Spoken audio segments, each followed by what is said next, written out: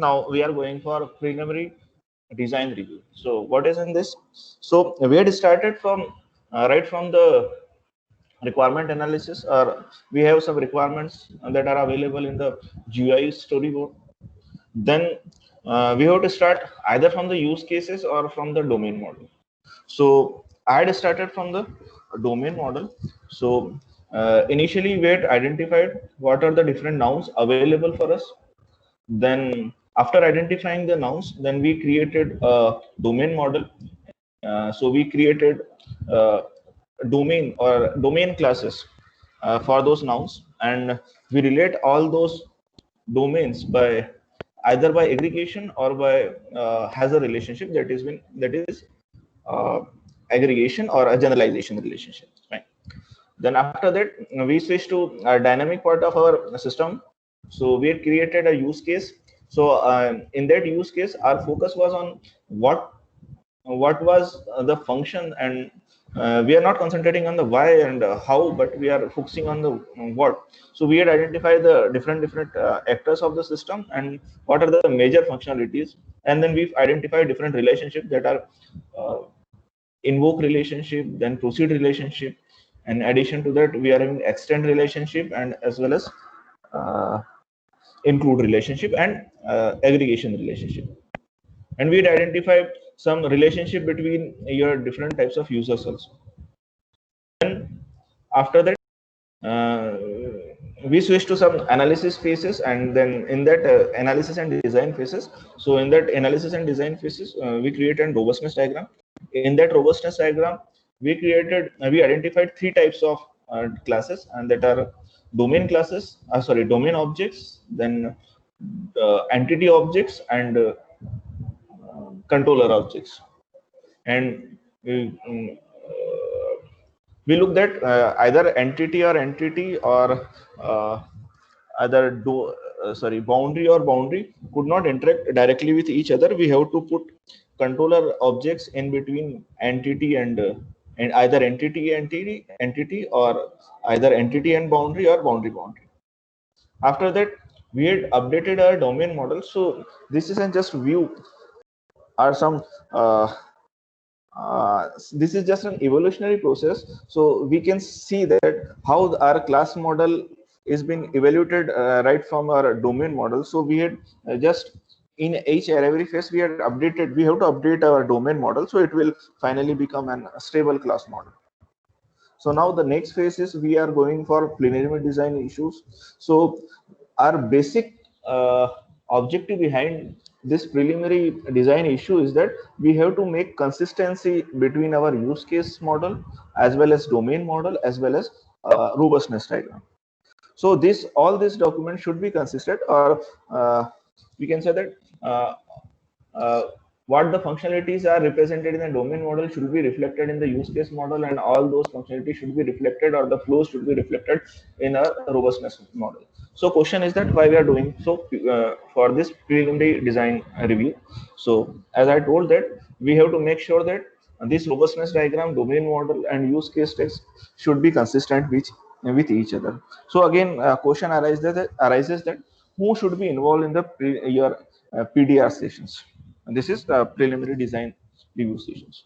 So we are having the same type of people that are being used in the requirement analysis. So we are having some requirement review customer representative, either the customers or their representative, our development team, and any measures from any manager of your information system stakeholders. So this should be involved in our PDR session. Then this is the last review stage. So uh, when we are considering the this PDR, so it is considered with the last review state where your customer is directly associated with your project lifecycle. In the later parts, he is not directly involved in your system. He will provide some inputs after each and every step, but we have to go for some iterations and increments when he provides some uh, additional requirements, or he provides some updates in their requirements. So we have to make sure that in PDR that all the entity class should be populated with their attributes. So in the robustness diagram, we identified our entity classes, and then we like to update this entity classes in the PDR. So this entity classes will be populated here. So this is a major concern. Then the second one is that we near about 90, we can identify near about 90% of our screens in this till our robustness diagram. Then the major motto of doing this PDR is that we can trace our data flow between our screens and entity classes. That is, we can put our controller objects or controller classes in between their screen and your entity objects or entity classes. So we can identify what are the relationship, what is the messaging uh, message, how this message flows in between your screens and your entity classes, or like we can say that our GUI and our databases. So this is why we are doing preliminary design issues after identifying the robustness diagram. So let's say we are having some customer review, write a customer review robustness diagram. So in this case, when we consider this customer review uh, robustness diagram, uh, there is a container, that is customer review is absent in our diagram. So you can check in our previous classes. So this customer review entity classes is been absent. Why? Because we are writing a review pages, but we have to store it in a consistent permanent storage. So we have to write some entity classes to store this information in your databases. So what we can do is that we have to create an entity classes that maps your databases to your front end side. So these are customer review classes that reflects your databases over here. Then again, there is a no link between this boundary. After we put this customer review here, so we found that there is a no link between our controller and entity class, sorry, our boundary class and our entity class. So the question is that can we add a direct link in between these two classes, this is boundary classes and this entity classes? So answer is that no, we can't add, because this is against the rule that the two nouns cannot interact with each other directly. So we have to put some verb in between them. So what we'll do, uh, we can do is that we can add some controllers here. So after sending some reviews here, uh, uh, and we like to store this customer review, so we can add two controllers here, that is enter your review text, so it reviews your text, and then we can assign a rating over here. So uh, we have some reviews associated with each other, and some review ratings are available here. So we can say that these entity classes are being populated with their attributes here. So these entity classes are populated by their review text as well as their review rating. So when I'm saying in the previous slide, when we say that our entity classes are being populated, so this is the way how your entity classes are being populated here. The next question is that the label positioning makes some ambiguous passes. So look at this. I'm just going backwards. So label positioning makes some ambiguous paths. So we don't have some path here, or we can say that there is an ambiguous path from here. So write a review page and enter review text and assign review rating. So this might be an uh, ambiguous path, because when user clicked on the same send button, so what is the next path, what action we have to perform after clicking the send button? So we are not sure in this case what action to we perform. So this is just an ambiguous path, whether we have to go for the right review text, enter the review text, or we can go for assign a review rating. So this is an ambiguous path. So in our system, what we like to do is that we have to go for disambiguated form, or we have some, like in case of automata theory. So this should be we have some determinant states available here. So our input is definite, and uh, we have to find out the unambiguous paths available here. So for each input we have to make sure that we are having only one path available here, so we have to label our path.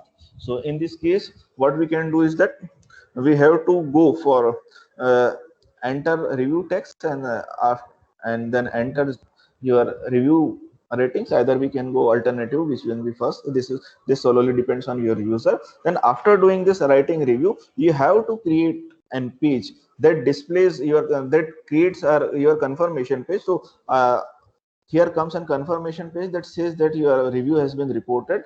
So we have to write a controller after writing a review page. So here comes two classes. First is your controller class that generates your confirmation page, or that this is a display controller class, and then finally confirmation page. So this is an your boundary class which reports, which sends your positive confirmation to your user.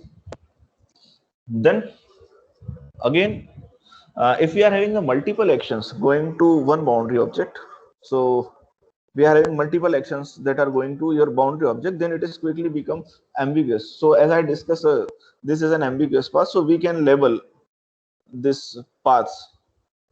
So we have to label is here is that we have to label this path. So we are labeling path because we are having three different ambiguous paths. So this ambiguous path, so when we assign some label, so it means that after reviewing text or after assigning rating, so we have to go for this customer click on the send button. So after pushing or hitting the send button, we have to create a confirmation page. So we jumps to confirmation page through an display controller. So it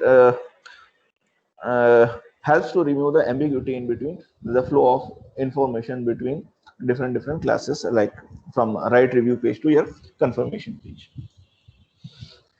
Then display controllers need to be detailed names. So as in case of our robustness diagram, so at last we are having this diagram at the last of our robustness diagram. So here is the review rating is allowed, so we can go for no. Then again, is the review is book review length is okay, then after selecting no, so this is our controller. So we created here some display pages and that shows that your review has been rejected. So this is our boundary classes. But in that case, your display controllers are usually ambiguous. So this is again a display page, and this is sorry, this is again a display controller, and again this is a display controller. So it looks again ambiguous here. In addition to that, we have to mention this what are the role of this controller over here. So what we can do is that we can add some nomenclature to this controller. So instead of having display, we can put their functionalities over here. So this is a display review outside the allowed range messages, and display review access the max length messages over here. So it will avoid your ambiguity. Otherwise, what you can do is that for this review rating and for this review rating, this is just an ambiguity. So what our developers try to do is he will so he like to combine or integrate these two controllers over here and then generate. So our output message will not be clear. So we have to avoid this ambiguity again, and we have to put nomenclature for these two controllers, and we have to separate out these controllers again and again. So this is an this is the just a review phase of your design issue. So we have to go for each and every robustness diagram and identify whether there is an ambiguity, or we have to add some entity classes or some controller classes, or avoiding some direct communication in between your controller and your entity and boundary, or entity or boundary. So this is just a review phase. So this is the need of your review phase. Then what we are trying to do is, and we are just moving towards our sequence diagram. So again, these slides are again taken from the Doug Rosenberg and the Matt Stephens book. This is UML driven use case modeling. So now we are in the phase of sequence diagram. So why do we need this sequence diagram? So at the end of your preliminary design review, you are having your use case texts and that are completed, and they are corrected, and they are detailed, and these are all these things are reflected in your domain model. Now, again, after going from robustness diagram, we are again moving towards the dynamic state of your model. So we'll move to sequence diagram. So this sequence diagram, the interaction diagram, or the it finds the interaction between your different classes, like a boundary class, in between boundary or and controller and your entity classes, as well as identifies different operations. So in case of robustness diagram, we had at the end of your preliminary design review, you had identified your attributes in your domain classes. Now in this sequence diagram, what we can do is that we should identify, I will identify the operation associated with these classes. So then we'll complete our classes by operations right from your updated attributes right from this updated model, and operations from the sequence diagram. So our class model will be completed. So this is just a flow, and or we can say that this is an evolutionary process which creates our class model finally, and then we'll go for package diagram and component diagram, and then finally we'll go for deployment diagram. So a question that has been asked by Nikita, that how we can select which model is being developed. So this is just an evolutionary process. So after one diagram, you have to go for second diagram. So it will finally like to converge on your class models. So this sequence diagram usually associated as a behavior allocation of your model. So it provides behavior, that is your operation associated with each and every classes. Then after identifying our class model, what we like to do is we write some testing codes available here. So this is a testing phase. So in this testing phase, we'll check our unit testers with our test plans. So these test plans are generated right from your requirements through your sequence diagram, and then we'll check their consistency, their unit code test with their test plans, whether this is correct or not. So we'll go for verification and validation of our requirements over here. So this is just an out of scope of our scope, our object oriented analysis and design. So we'll start over here. So this is our syllabus. So in sequence diagram, so what are the sequence diagram? And so when you draw a sequence diagram, you are taking another step right through from preliminary design state to adding details. That means we are adding operations to our classes. So in preliminary design phases, we have some just an informational guesses how the classes will interact with each other in the your domain diagram. Now we'll provide and we'll assign some behavior to your classes. So it will turn to how your detailed design works, or we can say that how your classes will works with each other. So now we can add association link and other different types of links also, that we can identify what are the difference between this aggregation link and the composition link, or we are having some dependency relationship or generalization or specialization relationship, and so on. And we can add multiplicity over here precisely. So we will get some stable class diagram after this sequence diagrams. So what are the sequence diagrams? So this is just a notation for our sequence diagram. So this is again an actor. So actor is a user of your system. So we had identified what are the different actors. So we have preliminary actors as well as some secondary actors or systems or hardware and so on. So these are the actors. So in this case, this is an customer. Now we are having different classes available here. So this is my boundary class. Again, this is an boundary class, and this is an entity class. So how this boundary class and this entity class communicate with each other? So we have some message passing techniques. So these are our controller classes available. How a search by author. So we had created this search by author. So this is just an function. So how we can identify different functions. How this search page, this search page boundary class communicates with your entity class. So this is a function where you create an instance of this catalog class in your search page, and then after having that, let's say this catalog, I created an instance like a catalog C. So I like to call here the C dot search by author. So this is just an association relationship. So we can identify different relationship or the message passing or communication between two different classes. Now this is an object life cycle. So this is our focus of control, or we can say that this is life cycle, lifespan of that particular object. So this is lifespan.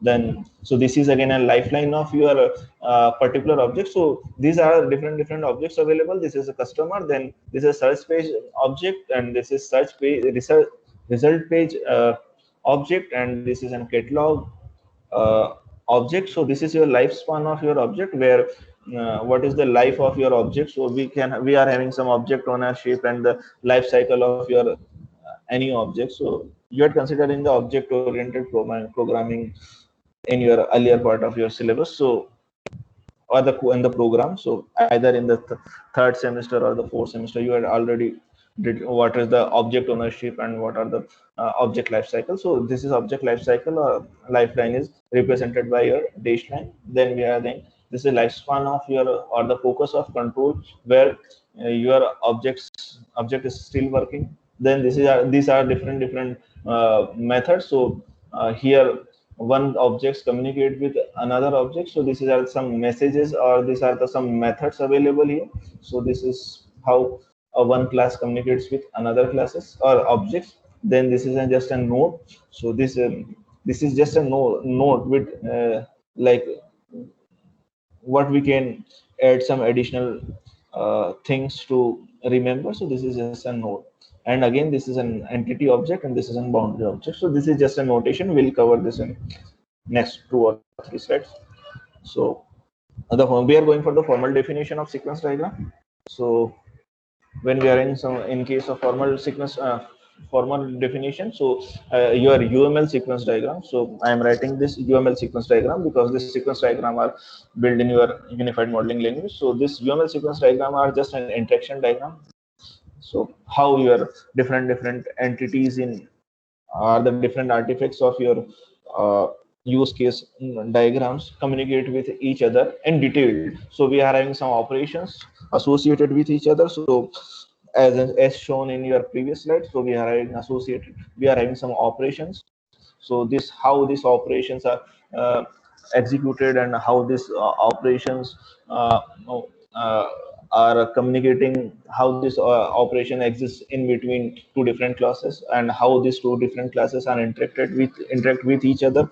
So we are having, so in this sequence diagram we are having different function. In addition to that, we are having some uh, parameters available with this function. So we can finalize our sequence class diagram. So we are having operations, as well as we are having some attributes that are passed into this operation. So we can say that we can go for a stable class diagram in these iterations. So what this sequence diagram actually captures, so this interaction that is taking in place between your different entities, so it realizes your use case or your operation. So we can say that this is just helps to in your evolutionary process, and it maps your high level interaction. That is, when we are saying that high level interaction, it means that we are really going for defining the operation, what are the operations and how they are carried in between your different your systems or subsystems, or in between your different packages. So sometimes we can say that this is a system sequence diagram, or we can say that this is a sequence diagram. Now what is the purpose of this sequence diagram? So as I said, that it models your high level interaction between your active objects. So when we are having some a square, sorry, or rectangle over that dash line, so it reflects your uh, uh, that your object is active at that lifespan of your uh, object life cycle. So how this active objects interact with each other. So it models the interaction between your object instances within the collaboration. So this is in short what I can say, that it maps your collaboration or how different classes or objects interact with each other. So it helps to map all those types of relationship in between your different classes and how they'll communicate. So it will certainly help to design your design patterns in the case of your design diagrams and so on. Then we are having two dimensions available in our sequence diagram. So first is your object dimension, and second one is your time dimension. So our object dimension are placed horizontally on in our diagram, and second one is an time dimension. So it is reflected as an vertical dimension. Let's say in this example, so this is we can place horizontally. So this is an horizontally, let's say this is an x-axis. So in this x-axis we will place your object dimension, and this on the y-axis, so we can put our time dimensions over here. So this two dimension diagram can be reflected as an x-axis. So this x-axis or the horizontal axis represents your objects, and this y-axis is, so this y-axis reflects your time in your sequence diagram. So this also represents your time of activation and so on.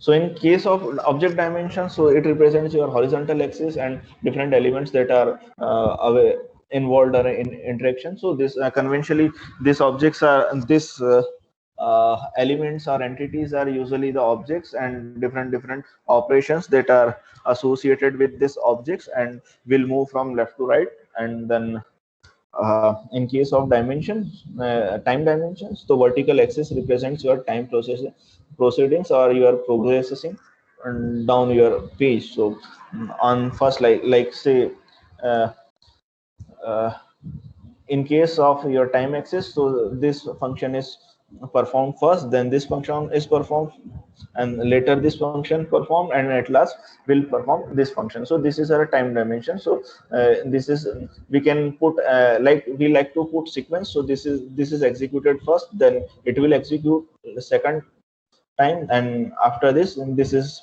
executed after this validation phase, and after having this execution searched by author, then we'll execute this add to shipping cart. So this is our time of execution. So it will execute first, then this, and this is, so this is our time dimension. Like, and in case of object dimension, what we are trying to do is that a customer will like to communicate with your search page, then this search page again goes for his self looping over here. So again, after doing this, so we have to validate. So this is like in case of HTML pages, these are required field validators. So we'll provide validators on this search page only. So how your objects communicate. So from right to from left to right, this is our span. So left come first, then second, then third, then fourth. So this is our object dimension, and this is our time dimension. So we'll go from top to bottom. So this is our timing dimension. So you have to consider all those dimensions, which entities are executing first and how they are interacting with each other. So we are having two dimensions in our sequence diagrams. Now we have some notations available here. So first is an actor. So as you are aware, this is an actor. Just an actor represents here. So this is an user of your system, or how your entity interacts with your subject. For an example, you are exchanging your signals and data. So this is again as an actor. So because it provides some input to your system, so this is again an actor or external subject. So we have identified actors in the use case, so we don't go in deep for this, right? Then we are having some lifeline. So this is our lifeline. So we can represent lifeline here. So this baseline is our lifeline. So this lifeline represents your individual participation in the interaction, how your particular object or your particular actor will participate in the interaction and how it will be active. So this is an lifeline over here. Then second term is this activation. So this is this rectangle, this vertical rectangle. So this vertical rectangle or the thin rectangle represents your lifeline. On a lifeline represents the period during which your element is performing some action, and then how it is active. Like I'm just waiting for for an example, just I'm in a method, and I created like a login page. So I will be active from here, then we'll go for validation over there. validation from your entity classes, and either we can get successful login or failure attempts. So after doing all those terms, it will be reflected on your login page. So at that time, on the lifeline of your login page, this is a case of activation. So how much at how much time your particular object is activated. For an example, I had called an method. So एक method call करी, method call करने के बाद मैंने दूसरी method call करी, उसका फिर रिटर्न पहली मेथड के कुछ भी आउटपुट उसने जो रिटर्न करा था फर्स्ट मेथड पर रिटर्न हुआ। तो जहां से कॉल करा और उसका जब तक रिटर्न मेरे पास नहीं आया, this is an activation of our object. So this, it represents your activation of your whole flow. Then we are having some call messages. So this is being represented as a call message. So this object, so this activation calls another call, and it repeats your or it reflects your success to this message. So if this is an method, so it will return something to here. So this is an this is just an activation. And when we are calling from this object to this object, so this is an message passing. So this is a notation that we are calling a message from one instance to another instance. So this is a source instance and this is a target instance. So this is just like in calling a message. Then we'll go for again a returning message. So for every calling message, we are having a return message available here. So for calling a message, we are having a straight line or plain line available. Then when we are returning a message, so we are having a dash line available here. So this is our dash line. So it represents what are the values being returned to this your source instance. Then we are having a self message. So it is just a self message. So like, and we have some required field validators available here. So this is just we are validating to this that either your foreign login page, whether your login is not empty, or your password is empty or not empty. So it can be reflected as a self message. So this is a self message. So then we are having some recursive messages available here. So in case of recursive message, so this is one activation, and this is again a second activation. So when we like to implement the recursion, so this is an activation, because in recursion your particular functions will stop at particular limit of time. Let's say I am calling for let's say an example of the binary search. So it just uses a recursion. So for first call, we are having this step of uh, activation, and the second call, this is the activation time. Then for the third call, we are having a small activation time, and so on. So this is just a number of activation here. So we could not map all those. So instead what we can do is, and we can put two activation over here on the lifeline. So it reflects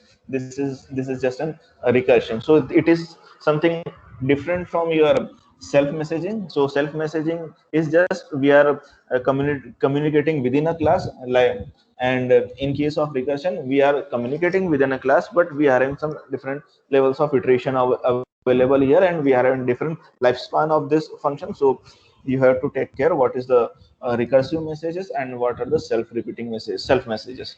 Then we are creating a message. When we are going a creating message, so it will certainly create some objects over here. So this message defines a particular communication between lifelines of your interaction. So this create message is a kind of message that represents the instantiation of your lifeline. So it will create a new object over here. So this is a create message. So you can map all those messages in there.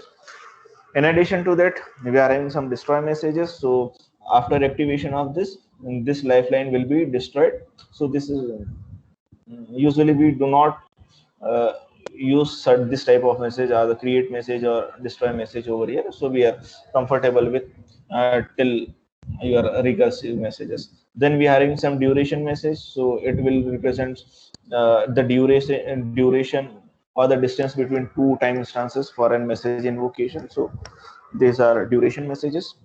So usually we'll in the earlier design phases, we don't use this create message or destroy message or duration message in our diagram. So what is the time now? So it's 11:20. So we have some top 10 sequence diagram guidelines available here. So first says that understand why you are trying the sequence diagram to get most out of it. Before going for the guidelines, if you are having some problem, you can ask me. Any problems till now? Just going for the quick review and asking what should we can do for this. Till now you are having some problems associated with sequence diagram or their notations or the preliminary design issues. Anyone? Prabman? Hello. Huh. So in a return message and a create message both have the dashed line arrow, no? So what's the But difference? just wait. Return message and create message. So when we are going for the return message over here, so we are going backwards in our horizontal dimension. In create message we are going from, let's say we are moving from left to right. Let's say this is an positive dimension, and when we are going from right to left, it means that we are going from the negative dimension. Fine. So in case of where am I? So this is a returning message. So in case of returning message, I created I am just calling a method. I am calling a method of this object from this object. So let's say this is a class of let's say this is a class A and this is a class B. While going for the implementation for this class, let's say this is a method, let's say let's say create a user. So I'm just calling a create a user from this. So I'm just calling a message. So I'm just calling a message over here. This is create a user. So after creating a user, uh, our method is called on executing on this life cycle, and after executing this life cycle, it will return something to your calling objects. So in this case we are returning a values, let's say integer a. So let's say function, this is integer function name, so it returns something, so it will return something. So this is a returning message. Fine. And in case of what's it, this is creating a message, so it goes from your positive dimension or in positive direction, so it just create a new objects. I am creating a new objects of any class over here. In case returning message, in other cases what we are having is we are already created in classes and we are sorry objects, and we are communicating in between two objects. Now in case of creating a message, what we are trying to do is, and we are creating a new object in this. So we are having some instantiation available here, or we can go for like a, we are calling constructor of a particular class from this method. So this is what is the this is just an implementation level of view for this create message and returning message. Any more questions? Okay, fine. So I think that you are fine. So now, so we are in some 10 sequence diagram guidelines are available. So first says that we have to understand why you are or why we are drawing a sequence diagram to get most of it. So we have to go. So what we are trying to do is that we have some finite goals available with this sequence diagram. So what are the different goals that we have to? First goal is that we have to allocate a behavior to our classes. That means we have to identify the different functions in our classes. So in the PDR preliminary design issues, what we had identified, that we had identified the different attributes with our classes. Now our goal is to identify the what are the operation exists in our classes. So first goal is that we have to identify behavior of our classes. Now the second goal associated with why we are trying the sequence diagram is that we have to show in detail how our classes interact with each other. So after identifying some operations, we have to identify how they are interacting with each other. Then finally we have to finalize the distribution of operations among classes. Let's say I'm creating, or I am going from some login pages and I have to validate. So first we have to identify